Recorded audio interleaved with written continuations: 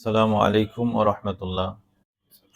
সম্মানিত দর্শক মণ্ডলী, আজকে আমরা অতীব গুরুত্বপূর্ণ বিষয় হালাল রুজি সম্পর্কে আলোচনা করব এবং হালাল রুজি থেকে দান করার যে ফজিলত আল্লাহর কাছে মর্যাদা সম্পন্ন সেটা আমরা তুলে ধরার চেষ্টা করব ইনশাআল্লাহ।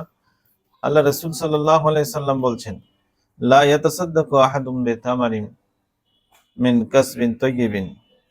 তোমাদের কোনো ব্যক্তি যখন তার পবিত্র বা হালাল রুজি থেকে একটি খেজুর পরিমাণও দান খয়রাত করতে পারে, আল্লাহর রাস্তায় সাদকা করতে পারে, এই ছোট্ট দানটি আল্লাহ রাব্বুল আলামিন ডান হাতে কবুল করে নেন, নিজের ডান হাতে কবুল করে নেন। ফায়ুরাব্বিহা, আর ছোট্ট এই দানটাকে তিনি নিজে লালন পালন করতে থাকেন, বড় করতে থাকেন।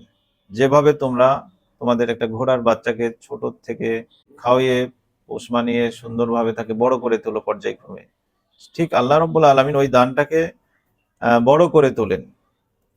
এমনকি হাত্তা তাকুনা মিসলাল জাবাল, এটাকে পাহাড়ের সমান করে কিয়ামতের দিন আল্লাহ রাব্বুল আলামিন সওয়াব দান করেন। সুবহানাল্লাহ।